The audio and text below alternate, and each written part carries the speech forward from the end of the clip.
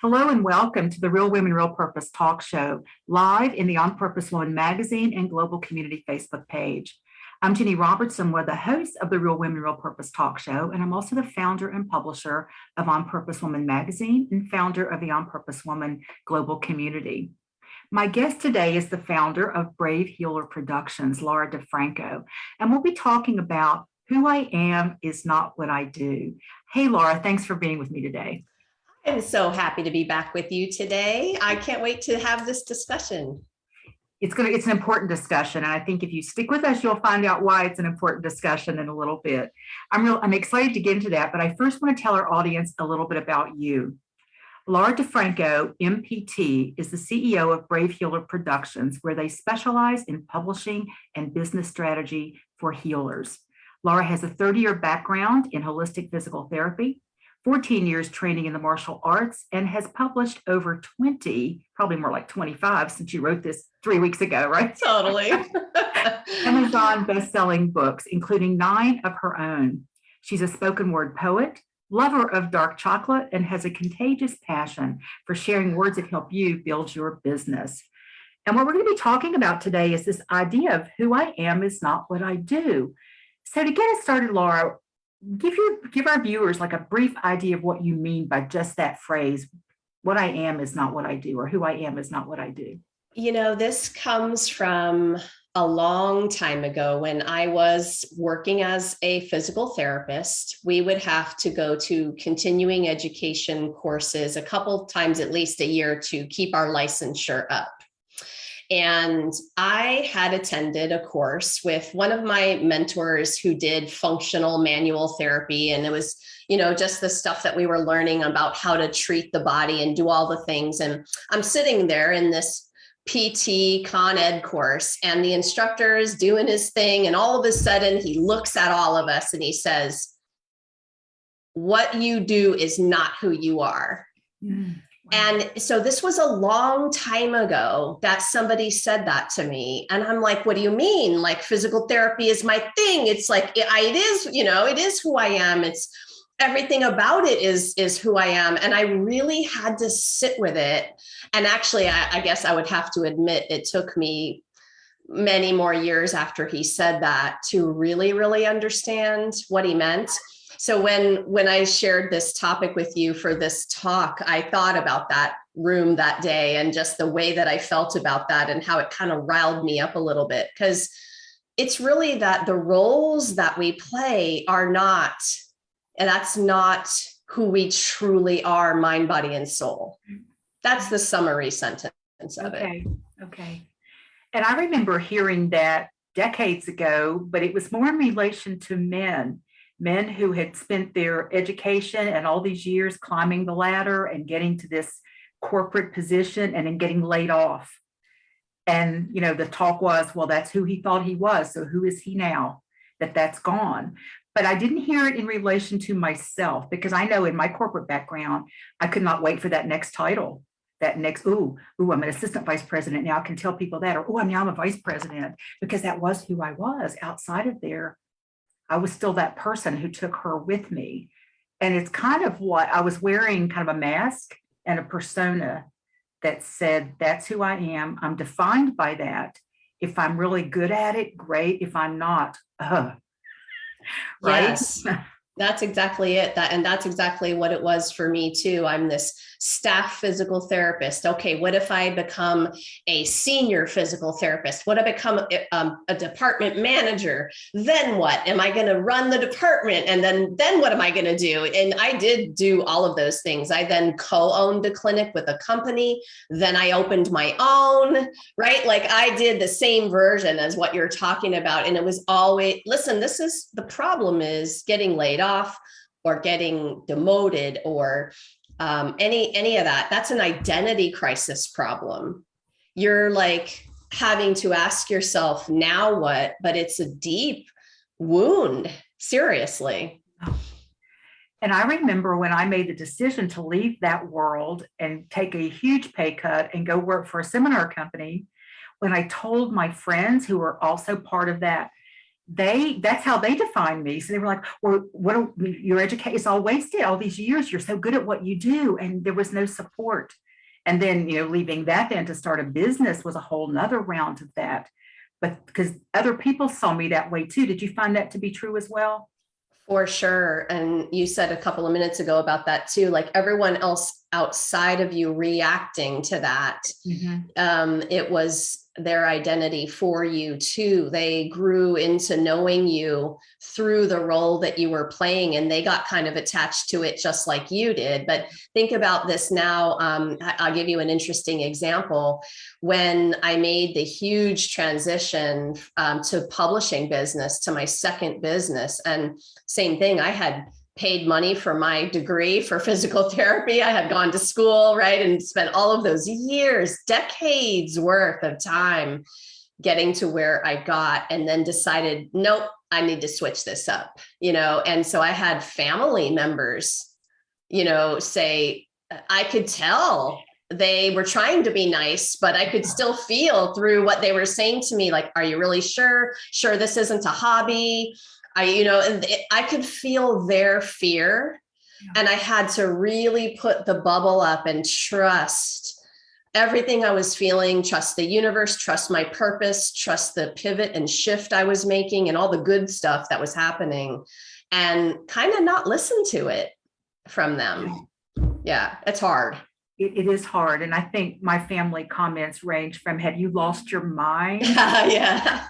You're going to do what? And I remember going to a family reunion the first year after I started my own business. And one of my cousins, kind of snippy, she said, what is it that you do? Your mother says you talk. I mean, people pay you to talk.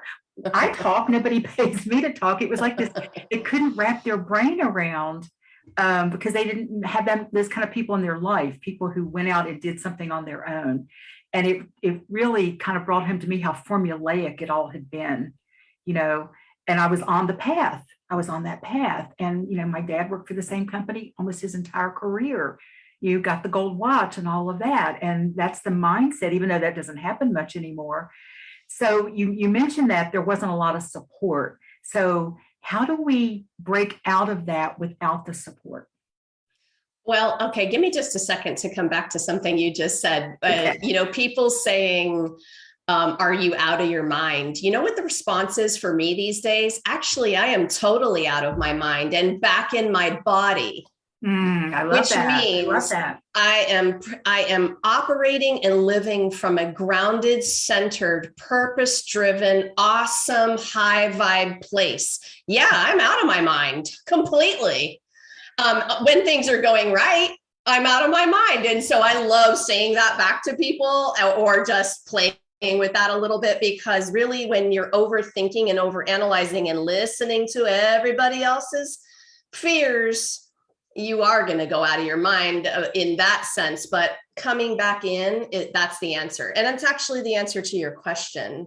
Mm-hmm. So your next question, which is, that's the place I'm serving from, and it makes all the difference. But I might need to hear that last part of that other question again. Let me respond to something you said really quick. Okay. I think that's a great title for a magazine article. Have you lost your mind? Hopefully you've lost your mind. Think about that. Let's see. So what did I ask you? We were so in the flow here. How do we, if we don't have support and the people around us that we actually have been, tied to all these years, family, friends, colleagues who are in the industry, how do you suggest we start to move and be okay with our choices? Because we can start to second guess ourselves with all that coming at us. I think that, you've heard it's the 5 people you hang around the most, right? And so what happens is that inner circle needs to change, and that is really scary. Yeah. And so your inner circle may have supported you through one stage of your life, and you decide to make a change and you realize you're not getting it, or whatever happens, you just, how do you move on without the support? Actually, you don't. You need to find a new inner circle, build a brand new community, go find people who are dreaming big like you, and grab hands and do it together. So I did it without a lot of close by support, but man, did I have my online community and Brave Healer community and people who were definitely saying, go Laura, you know.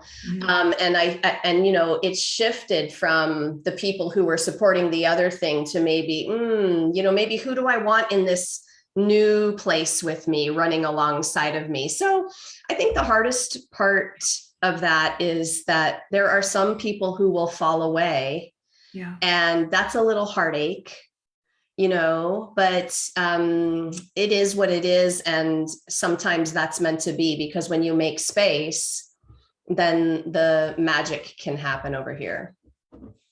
That's so true. And when you were talking about, you know, the people falling away and not having the support, it reminded me of also going through a divorce, when you had those people in your life who, you know, because in some people's minds, I was who I was married to. You know, we were part of this unit. And so either I don't want you around because you're not part of that unit, or I don't want to be reminded that marriage is fragile.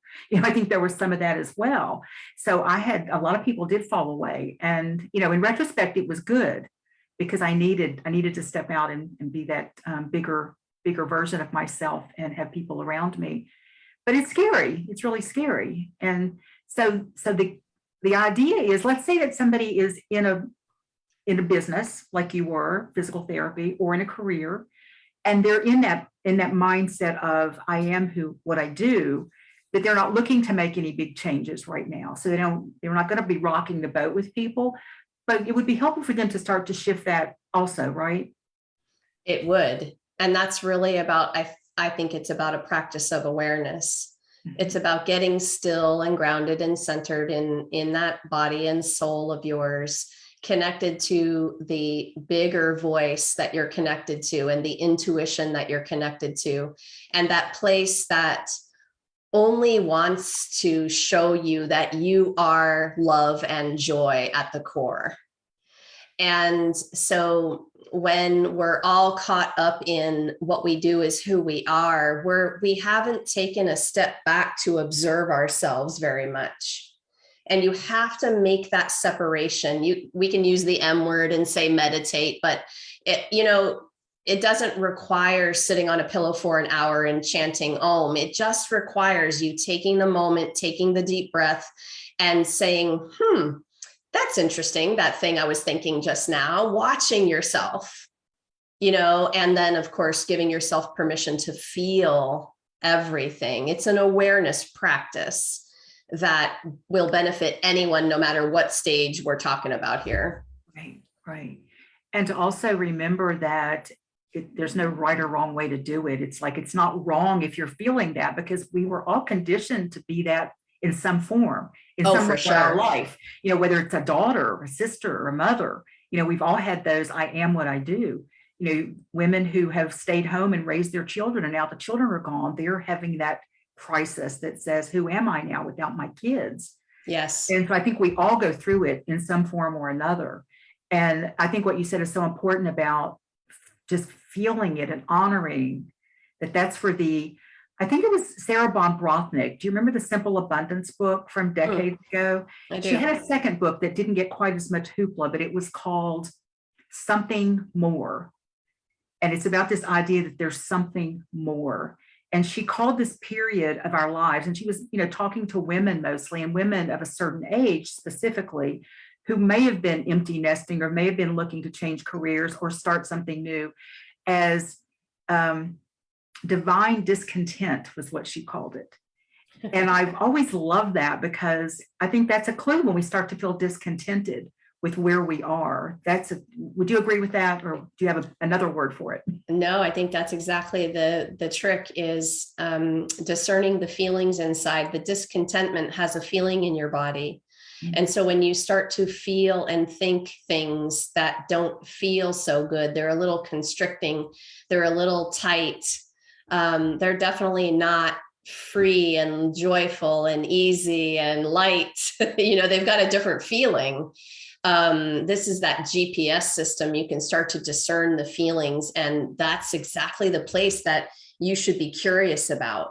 like, ooh, this does not feel good. Okay, let me pay attention here. And honestly, if you continue to be in the world, no matter if it's a job or the job of being a stay-at-home mom or whatever it is you're doing, and you think that your worth is connected to the role, but what if the role gets taken away? Like you said, they were laid off, the kids moved to college, and then all of a sudden you're standing there in the middle of your living room going, what the heck? Now what? Now who am I?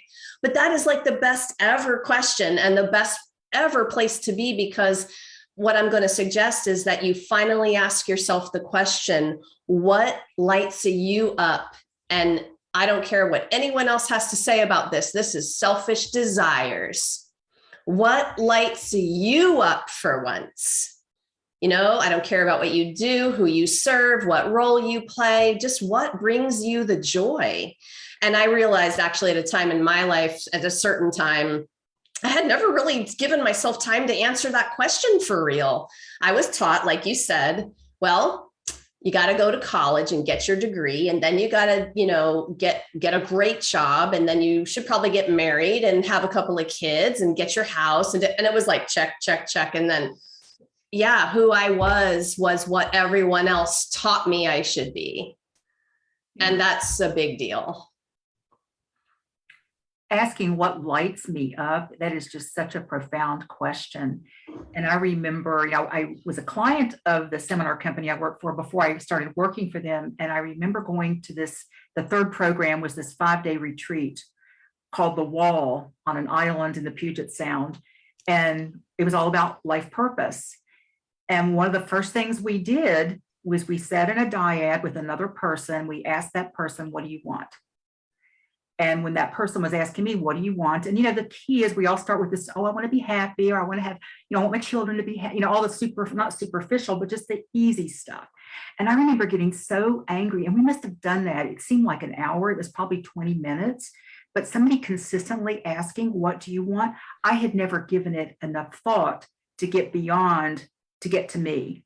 What do I want? And I was furious with this person, the messenger, because it was like, I already told you what I want. Tell me again, what do you want?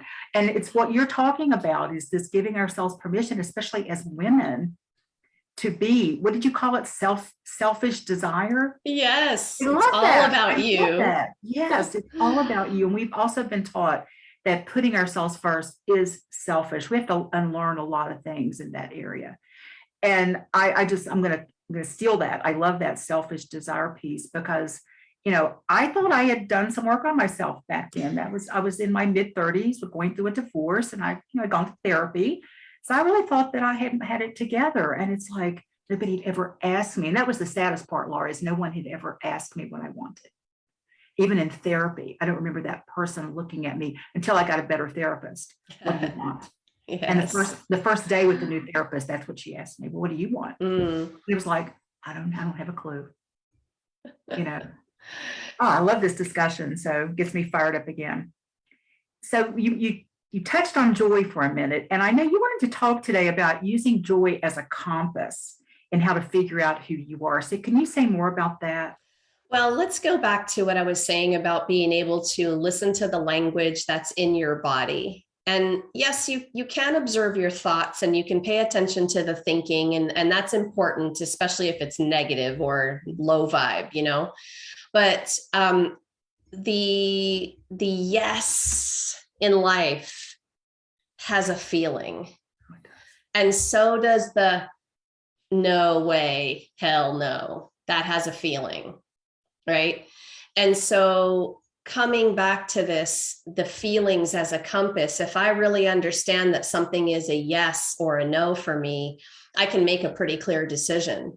But I think a lot of people are walking around second guessing what they feel, making it mean something else, letting everyone else define it, instead of really connecting with that and understanding what it is for you. The no's, the real no, this is not healthy or good for me. I just not aligned, not a decision that I should be saying yes to when it really truly means a no.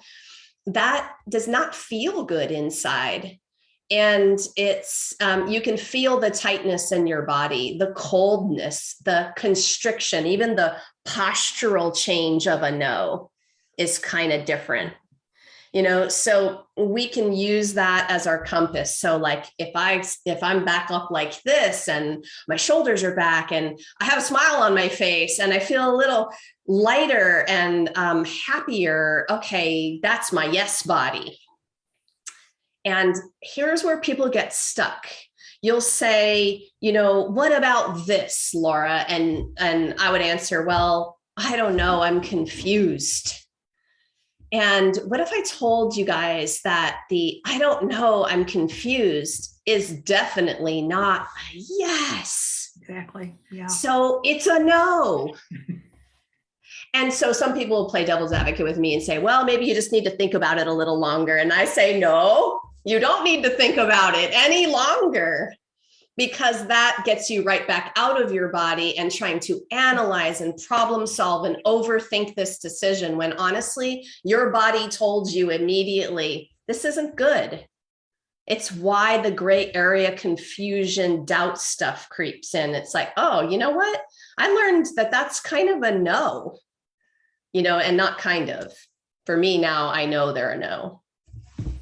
That's the compass for me. Yes. I love that. I love that. and you're right. It takes work to trust the no and to trust the yes, even no matter what the feelings are. But I guess it's more about trusting your body and knowing what your emotions mean, knowing what the feelings in your body actually mean.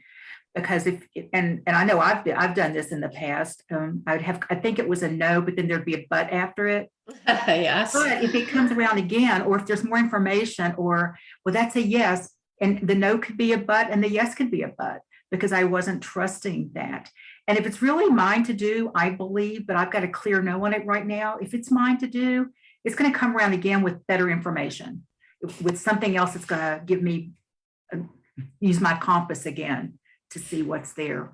You're talking about something that is really important, that level of discernment. So I use fear for this part of the chat. So I feel like there's these no feelings, true fear feelings that no, this isn't healthy or good for me. I'm getting out of the dark alley, but then there's this other thing called purpose-driven fear. Mm-hmm. And the problem is that feels a lot like the dark alley, but it has this funky tinge of excitement to it too, because it's your purpose. And one of the signs of that is it comes back around. Your soul knows. And so it's going to be like bringing it back up for the third and fourth time. You were feeling a little bit of the no, but actually the purpose-driven feeling. And if it's something you're meant to do, something that is yours, by all means, it's going to come back and cycle back to give you another opportunity. Yeah. And that's one of the signs of a purpose-driven fear that I list in that column, so that I know when it happens, I can think, oh, and this is all just awareness tools. Like, there it is again. Okay, let me take a deep breath and really feel, maybe this is a yes, and I was just scared. So that also, thank you. That also helps with this whole, what's it called, FOMO thing that's been so popular in the last few years, that this fear of missing out on something, and that can keep us from trusting the feelings, but that's a great opportunity. But what if I don't, and it may not, but yet behind it is this, I don't know, that person doesn't feel right to me. And we can learn to discern the difference between I'm terrified, yet I know it's mine to do, and it just doesn't feel right. There's something not on the level here, or anything in between that. Yes, those are all other kinds of discernment, and this is a practice. Actually, I've created a discipline from this practice, and is always on the top of my day, all the way to when I go to bed at night. Am I noticing? Am I paying attention? Am I discerning those feelings? Am I giving myself permission to feel it all and really trust? Practicing the trust is part of the practice. Wow. I know for me, when this last corporate gig I did, I finally started to notice that right before I opened up the door to the building, I would take this deep breath, like I was preparing myself for battle. And I would steel myself to walk in and face whatever was going to go on that day. And when I would get back in my car to go home, I would go, oh. You held your breath the whole time. I think so. And yet I never quite let go of it either, because it would be part of my evening and part of my next morning. And when I finally made the decision that I needed to go, when I handed in my resignation, the president of the company called me and started yelling at me and said, I know why you're doing this. I know why you come down here right now. And he dangled all these things in front of me. And I said, that's not why. I have to go because this is not me. This is not who I am. This is not what I'm supposed to be doing. And I'm not even clear what that is yet, but I know it isn't this, And I had said no to the other opportunity every time it showed up until the last time, and I didn't. And I asked some questions. And then I was sure that I need to do this. And I gave like 3 months notice in my job. So it wasn't like I was making this rash decision. It was like other than deciding to leave my husband, it was the second most sane decision I had ever made, most conscious decision I had ever made. So it's possible to do that without having a whole lot of awareness muscle. We can start to do that. We don't have to, there's not anything we have to learn, I guess is what I'm trying to say. Correct. So no more books we have to read. Correct. No more, we can just start to trust and fall down and get back up and notice when it works. So exactly. Say more about that. Well, and you said something really important too, and that is that, what you do might change over time. And that's because it stops aligning with that joy, love essence inside of you. It just stops lighting you up for whatever reason. I practiced physical therapy for 30 years, and I spent 5 of the last ones in my mind in a transition because I couldn't let it go because I was too afraid that this other thing over there that was lighting me up, it was all the risks of it. It was all the blah, blah of it. And rather than just trusting that from the beginning, right, I dragged it on for 5 years. Yeah, y'all don't have to wait that long, We but it's people like us talking about that. It's hard, but when the sense of the joy changes, you do have to honor that. And I don't care what anyone else says to you. Oh, you spent this much money or you went and got that degree. You're really stopping now. You're quitting now. They'll use that word too. You're quitting. Yeah. And then, you can just come back at them and say, no, I'm pivoting because this thing just lights me up. And I am interested in the best possible juicy life for the rest of my life. And if something shifts in 5 years from now or 10 years from now, believe you me, I'm going to sit in the middle of it and pay attention this time. I'm not going to take that much longer to make that decision. It's much more fun to live in joy. It sure is. So you said something that grabbed me. What was it? Wow, it just went like this. Oh, let me think. Well, back to people who talked about you're giving up or you're quitting now. I had to also look at it. I mean, people said that about my marriage ending. What are you not going to hang in there? I mean, all these years together, nothing is ever wasted. That education is never wasted. Those connections, those people I met are never wasted. I have an amazing son from my marriage. I moved to Maryland because of my marriage, which brought me a whole new.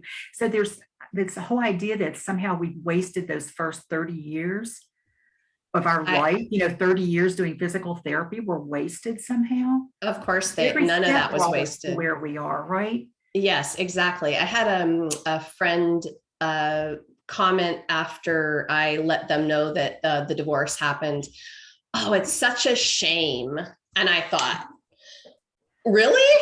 And it's a good thing I was aware enough to just keep my, what together. Because of course it's not a shame. Think about the words you are using with other people, like, oh, you're quitting, or, oh, after all these are judgments, and everyone is coming at us with their own filters and their own upbringing and their own teaching. And we can be aware of that too, right? But I'm really careful with people to stay in a grounded, positive place and help them just discover, okay, wow, this is exciting.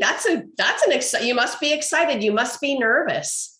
You must be a little scared. Like, meet them where they are, because you can typically feel it when you're talking to someone who's going through something like that. But like you just said, we're all running it through our past experiences and our own fears. So when as soon as I would tell one of our friends that we were separating, oh, well, gosh, what happened? Because you two seemed like, and they would have all these stories they'd made up about us. And, but man, when somebody uses the shame word, I was always in shame about it, because I was the first person in my family to actually do that. People didn't get divorced in my family. Yeah. They stayed together no matter what. Yes. And so, we can apply this to so many things that we've been conditioned to do the right way. And so many things that we've been conditioned to do the right way have made us absolutely miserable. You got it. But I don't want to end on that miserable note here. So you have an opportunity now to share your greatest piece of wisdom, and you may have already done it, but I want to hear it again, around this whole idea of who I am is not what I do.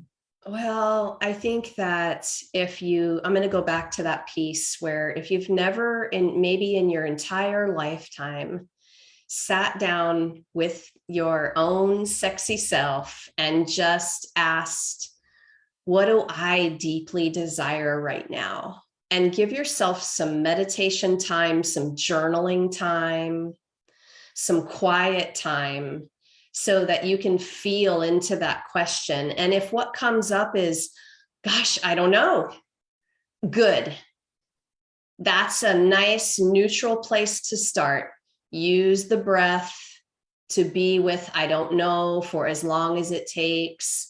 And then you can begin to say, well, what brings me joy? Well, I love walking in the woods. Okay, maybe this week I will take my pen and my notebook and I will take a little walk in the woods, and I'll get a little bit more of the stuff I know brings me some joy into my life. And that's where I started.